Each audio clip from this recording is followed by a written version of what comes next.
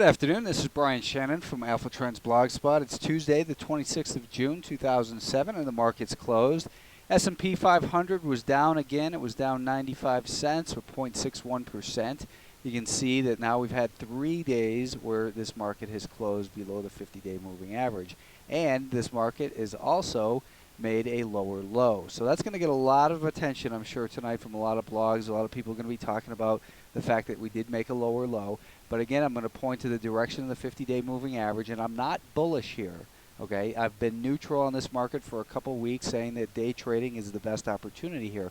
But a lot of times when the market breaks down to an obvious new low like that, or makes that lower low, and it's very obvious to a lot of people, a lot of times we get a little bit more shakeout below that level and then a quick turnaround. That's exactly what we had happen in the semiconductors back in this area here, when the widely watched number was at 36 level. We had a move below that. The 50-day moving average was advancing. A lot of people were pointing out this obvious head and shoulders pattern. Again, what's obvious is obviously wrong, according to Joe Granville. It doesn't mean I'm expecting a turnaround, but I'm saying that you want to definitely be prepared for it.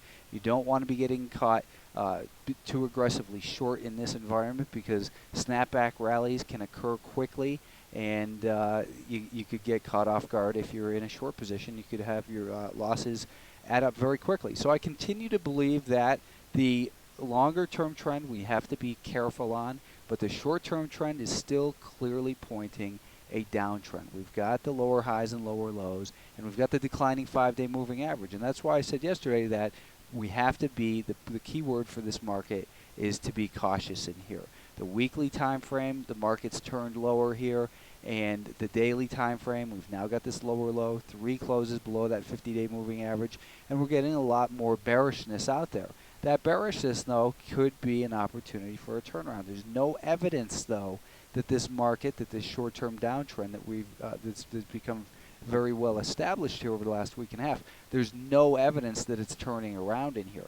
I think you're going to need to see a move past at least 150.5 before you can start to think that this market may be turning back around and back to the upside. So I again say that cautiousness is the best thing best outlook for the short term. Last night I was saying that I was looking for some support near the 149 level. That's where we came down to. I don't know what the intraday low was. I think it was just below that level. But we're clearly in a sell mode in the S&P 500 short term right now, and I'm still hoping that we can see a shakeout down to that 148.5 level. If we could see a shakeout down towards that level, then that might be where that turnaround comes from. In other words, maybe we get a little bit of a panic sell-off. But again, no evidence of a turnaround yet. We're going to have to see at least 150.5 taken out. So I continue to think that the best bet is for short-term trades and cautiousness, and extra cautious now that the market's come as far as it has in such a short period of time. It's dropped, nearly 5 points over the last week and a half or so. And those conditions often lead to a quick turnaround. And the Nasdaq 100 yesterday, I thought that the market had a good chance of coming down towards the 50-day moving average, which is about 46.60. We're just above that level in here. This market still does have a more bullish look to it with these higher highs and these higher lows. So there's no reason to think that there's any damage done on the daily time frame, but we still have to be very cautious when we have, on the short-term time frame, we have that 5-day moving average declining. We've been cautious in here as well, and now maybe, like I said, we've been looking at the 46.40 level. Perhaps that's where we're headed before this market can turn around. I think that in order I think taking out today's high would probably confirm a turnaround, but this 47.20 level looks important as well, so maybe we can get a little turnaround based on that. So you want to just keep an eye on these lower highs, and tomorrow, if we get a gap open, that's not going to be as good as, if the market opened down at 46.60 or something like that, and we saw a turnaround commence from there. But again, more cautiousness overall. The semiconductors continue to give us reason for short-term concern as well, looking at the 10-minute time frame. I thought that 37.50 was going to be a critical area for the market. It is holding that so far, but a failure of this 37 level likely will, I think, bring us down towards 36.75, 37. So real cautious here overall. The 10-day moving average isn't holding. Maybe that 20-day moving average, and that's down again near that 37, 37.25 level.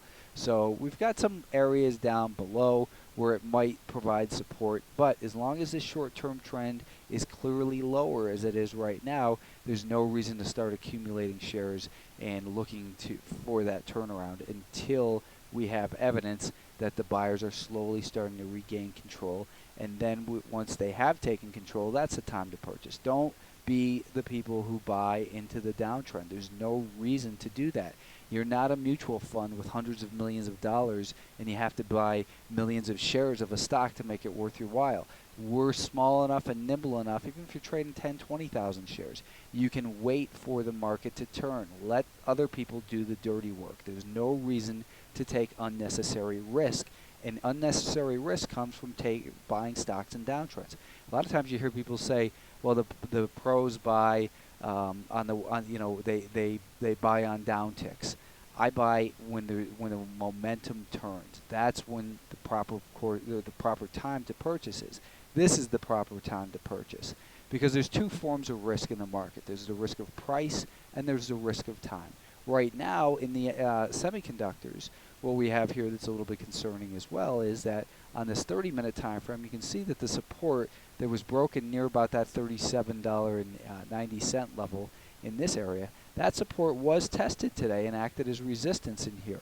So it's going to have to clear at least this level before we can start to think that the buyers have a chance of turning it back higher. So let's just call it $38 a share. If it can get back above $38 a share, then we might see the shorts get squeezed in here. But the 5-day moving average is starting to turn lower in here. So again, it's just caution overall.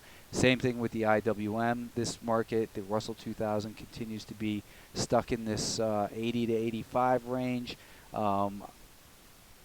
Someone pointed out this head and shoulders to me yesterday, and you know it's worth noting. I don't think it's going to.